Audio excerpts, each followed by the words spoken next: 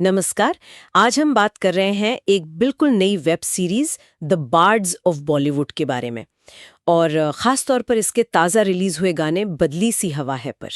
हमारे पास इस गाने और सीरीज से जुड़ी एक हालिया समाचार रिपोर्ट भी है, सिनेमा एक्सप्रेस से आई है। तो आज का हमारा मकसद है इस जानकारी को थोड़ा खोलना, समझना कि ये पहला म्यूजिकल हिंट हमें इस आने वाली सीरीज के बारे में क्या बता रहा है, जिसके चर्चे मतलब काफ़ी जोरों पर हैं। बिल्कुल, चर्चे तो हैं ही। आखिरी आर्यन खान का निर्देशन में पहला कदम जो है। हाँ, वो भी है। और जब टीम में अनिरुद्ध रविचंद्र जैसा म्यूजिक डायरेक्टर हो और अरिजीत सिंह जैसा सिंगर, तो उम्मीदें और उत्सुकता दोनों बढ़ जाती हैं ना। बिल्कुल। ये सिर्फ एक गाना नहीं है, बल्कि कह सकते हैं कि सीरीज की दुनिया में झांकने का पहला मौका है। सही कहा। तो चलिए इसी मौके का फायदा उठाते हैं और देखते हैं कि ये बदली सी हवा है क्या कहती है। संगीत दिया है अनिरुद्ध रविचंद्र ने, गाया है अरिजीत सिंह और अमीरा गिल ने, हाँ, और इसके बोल लिखे हैं कुमार ने। ये टीम अपने आप में काफी वजनदार लगती है। बिल्कुल। अनिरुद्ध का संगीत तो मतलब आजकल हर तरफ छाया हुआ है। हाँ, अनिरुद्ध का एक अपना स्टाइल है ना। उनकी धुनें अक्सर बहुत एनर्जेटिक और कैची होती हैं, युवाओं को खासकर तुरंत कनेक्ट करती हैं। सही। और अरिजीत सिंह की आवाज में तो वो बात है ही।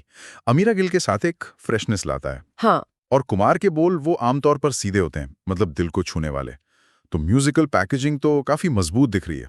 अब देखना यह है कि यह संगीत सीरीज की कहानी के साथ कितना फिट बैठता है। गाने का जो म्यूजिक वीडियो है वो भी काफी वाइब्रेंट सा लग रहा है। पूरा का पूरा समंदर किनारे फिल्माया गया है। हाँ, बीच पर। इसमें जो मेन कास्ट है, लक्ष्य, सहर बम्बा और राघव जुयाल, वो लोग मस्ती करते, खेलते, नाचते गाते नजर आ रहे हैं। देखकर एकदम वो छुट्टियों वाला, बेफिक्री वाला माहौल फील होता है। लहरें, धूप और ये तीनों कलाकार जो आपस में घुलते मिलते दिख रहे हैं, ये सब मिलकर एक बहुत ही लाइट हार्टेड, फील गुड किस्म की तस्वीर बना रहे हैं। हम्म। रिपोर्ट में भी यही कहा गया है कि अनिरुद्ध का संगीत छुट्टियों जैसा माहौल बनाता है और धुनें काफी पेपी हैं। पेपी, हाँ, यानी जोश भरी और उत्साहित करने वाली। एग्जैक्टली। ये सब शायद उस चकाचौंध वाले हिस्से की तरफ इशारा कर सकता है जिसका जिक्र सीरीज के बारे में हुआ है। हाँ, वो छुट्टियों वाला माहौल तो है, पर बीच में वो फोटोग्राफर वाला सीन थोड़ा अलग सा लगा। नहीं, एकदम से जैसे टोन बदल गया हो। अच्छा, हाँ। लक्ष्य, जो शायद एक उभरता सितारा दिखाया गया है, उसका पीछा एक फोटोग्राफर कर रहा है और फिर लक्ष्य का बॉडीगार्ड आकर उसे रोक लेता है। जी, ये सीक्वेंस कुछ सेकंड्स का ही है, पर उस खुशनुमा माहौल में थोड़ा सा खटकता है। आपने बिल्कुल सही पॉइंट पकड़ा। यही इस गाने की शायद सबसे दिलचस्प परत है। एक तरफ तो ये बेफिक्री मौज मस्ती है और दूसरी तरफ अचानक ये रियलिटी चेक। हम्म। एक सेलिब्रिटी की जिंदगी का वो पहलू जहां प्राइवेसी नहीं होती, जहां हर कदम पर नजर रखी जाती है। ये शायद लक्ष्य के किरदार आसमान सिंह की कहानी का एक छोटा सा टीजर है हो सकता है। कि शौहरत की दुनिया बाहर से जितनी चमकदार दिखती है, अंदर से उतनी ही मुश्किल हो सकती है। ये उस संघर्ष वाले हिस्से का संकेत हो सकता है जिसके बारे में आर्यन खान ने बात की थी। या शायद ये आजकल के पेपराजी कल्चर पर भी एक इशारा है। मतलब जिस तरह से सेलिब्रिटीज को लगातार फॉलो किया जाता है, उनकी पर्सनल स्पेस में दखल दिया जाता है।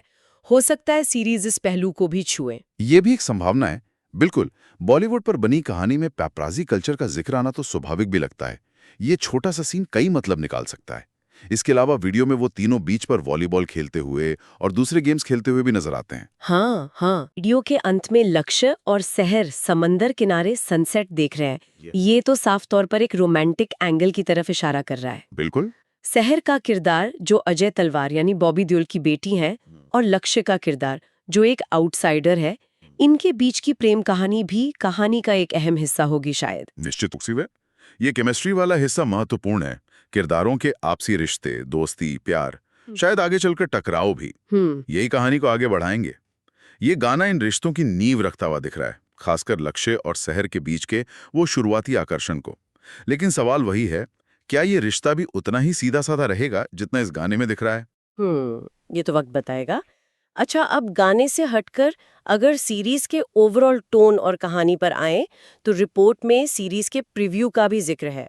बताया गया है कि द बार्ड्स ऑफ बॉलीवुड हमें फिल्मी दुनिया की अंदरूनी झलक देगी और इसमें मेटा रेफरेंस भी होंगे। हाँ, मेटा रेफरेंस यानी फिल्म इंडस्ट्री से जुड़े अंदरूनी मजाक या सेल्फ रेफरेंशियल ह्यूमर, टिप्पणियां वगैरह। अच्छा। ये आजकल काफी चलन में है, खासकर जब कहानी खुद शोबिस के बारे में हो।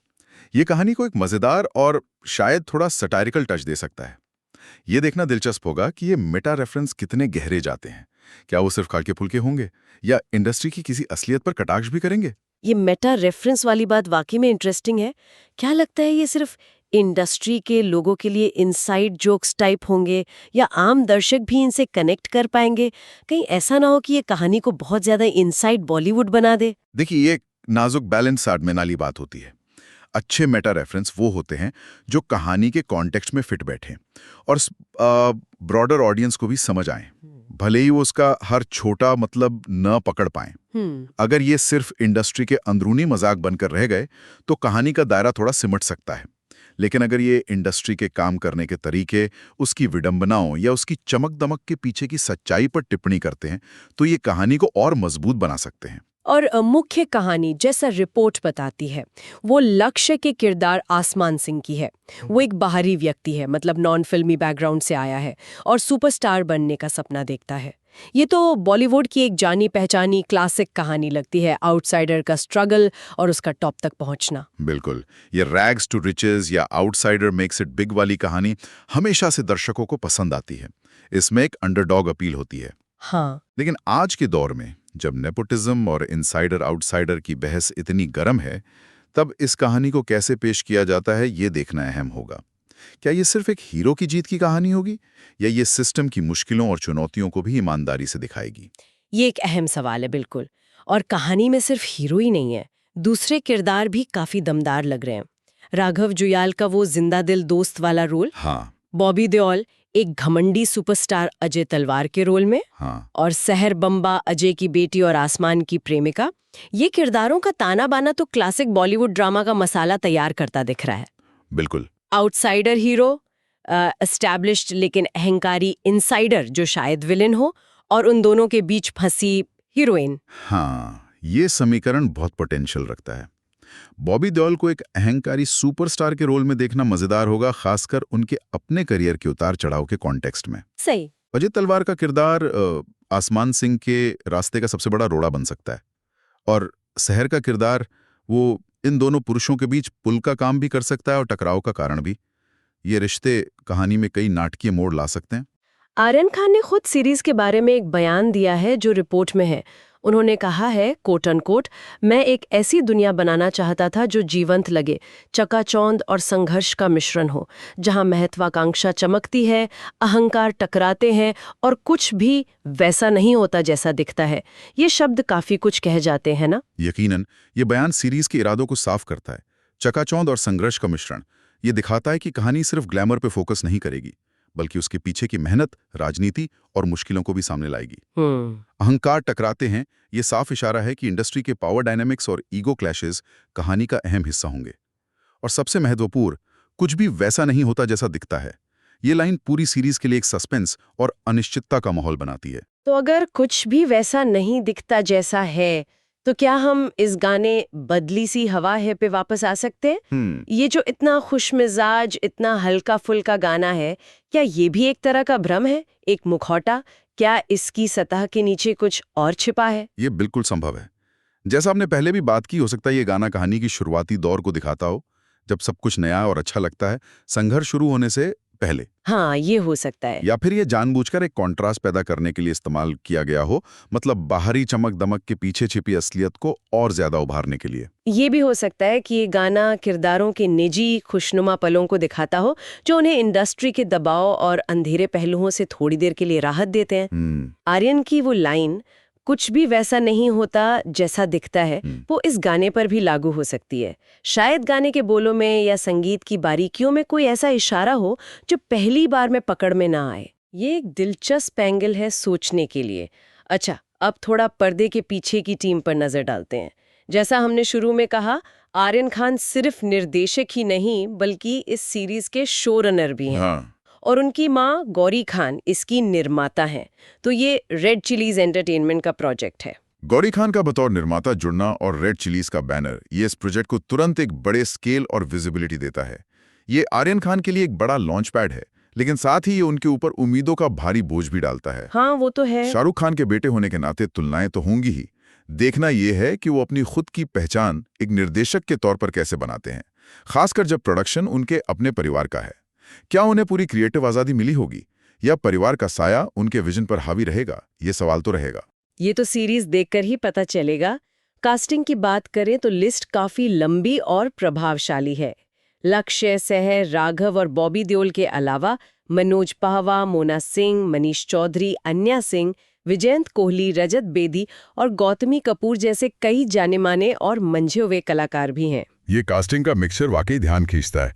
एक तरफ बॉबी देओल, मनोज पाहवा, मोना सिंह, रजत बेदी, गौतमी कपूर जैसे एस्टैब्लिश्ड और बेहद टैलेंटेड एक्टर्स हैं, हाँ, जो किसी भी कहानी में गहराई और विश्वसनीयता लाते हैं। दूसरी तरफ लक्ष्य और सहर जैसे नए चेहरे हैं जो ताजगी और एक नई ऊर्जा लाएंगे। ये बैलेंस बताता है कि कहानी शायद सिर्फ युवा किरदारों या आउटसाइडर्स की कहानी पर ही फोकस नहीं है, बल्कि ये इंडस्ट्री के अलग-अलग लेवल्स, अलग-अलग पीढ़ियों और अलग-अलग किरदारों के जरिए एक बड़ी तस्वीर पेश करने की कोशिश करेगी। बिल्कुल, अनुभवी कलाकारों का होना ये भी सुनिश्चित करता है कि परफॉर्मेंस का स्तर ऊंचा रहेगा। मुन्ना सिंह और मनोज पाहवा जैसे एक्टर्स का होना तो हमेशा कहानी में एक एक्स्ट्रा लेयर जोड़ता है। वो जिस भी किरदार में होते हैं उसे यादगार बना देते हैं। सही कहा। उनकी मौजूदगी से सीरीज के प्रति उम्मीदें और बढ़ जाती हैं और ये सीरीज हमें जल्द ही देखने को मिलेगी। रिपोर्ट के अनुसार ये 18 सितंबर को नेटफ्लिक्स पर रिलीज हो रही है। हाँ, रिलीज डेट ज्यादा दूर नहीं है। नेटफ्लिक्स जैसे ग्लोबल प्लेटफॉर्म पर रिलीज होने का मतलब है कि इससे एक साथ बहुत बड़ी ऑडियंस मिलेगी। ये आर्यन खान और पूरी टीम के लिए एक बड़ा मौका है अपनी कहानी दुनिया को दिखाने का। यहाँ एक और मजेदार किस्सा है जो रिपोर्ट में मेंशन किया गया है। लगता है सेट पर काफी मेहनत हुई है। बॉबी देओल में मजाक में शाहरुख खान से शिकायत की थी कि आर्यन ने द बार्ड्स ऑफ बॉलीवुड के सेट पर उनसे बहुत ज्यादा काम करवाया और उन्हें थका दिया। हाँ, ये किस्सा काफी वायरल हुआ था। इसके दो मतलब हो सकते हैं। एक तो ये कि ये सिर्फ दो पुराने दोस्तों शाहरुख और बॉबी के बीच की हल्की फुल्की नोक-झोंक है जिसे मजाकिया अंदाज में शेयर किया गया हो सकता है। दूसरा ये शायद आर्यन खान के वर्किंग स्टाइल की तरफ भी इशारा करता है कि वो अपने काम को लेकर कितने सीरियस, कितने डिमांडिंग और शायद परफेक्शनिस्ट हैं। अच्छा, ये दिखाता है कि सेट पर काम को पूरी गंभीरता से लिया गया और शायद आर्यन अपने एक्टर्स से बेस्ट निकलवाने में कोई कसर नहीं छोड़ रहे थे। शायद दोनों ही बातें हों। एक निर्देशक के तौर पर परफेक्शन की चाह रखना तो स्वाभाविक है, खासकर जब आपका पहला प्रोजेक्ट हो। तो आज की इस चर्चा को समेटते हैं। हमने द बार्ड्स ऑफ बॉलीवुड के नए गाने बदली सी हवा है को देखा। अनिरुद्ध का संगीत, अरिजीत अमीरा की आवाज, कुमार के बोल, गाना सुनने में काफी ताज़ा और पेपी है। वीडियो हमें किरदारों लक्ष्य, सहर, राघव और उनके बीच की शुरुआती केमिस्ट्री की एक खुशनुमा झलक देता है। हाँ, लेकिन हमने ये भी समझा कि ये खुशनुमा माहौल शायद पूरी कहानी का सिर्फ एक पहलू है या शायद एक भ्रम भी। बिल्कुल। सीरीज का वादा है चकाचौंध और संघर्ष का मिश्रण दिखाने का, टकराते अहंकार और इस सच्चाई का कि कुछ भी वैसा नहीं होता जैसा दिखता है। कहानी एक बाहरी व्यक्ति के बॉलीवुड में सुपरस्टार बनने के सफर की है जिसमें अनुभवी और नए कलाकारों की एक बड़ी फौज शामिल है। और इस सब के पीछे हैं निर्देशक आर्यन खान, निर्माता गौरी खान और रेड चिलीज एंटरटेनमेंट।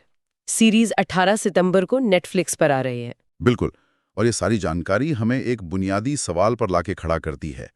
ये सीरीज जिसका गाना इतना हल्का फुल्का है लेकिन जिसकी थीम में संघर्ष, अहंकार और धोखे की बातें हैं और जो बॉलीवुड में एक आउटसाइडर की कहानी कहती है, आखिर ये इंडस्ट्री पर किस तरह की टिप्पणी पेश करेगी?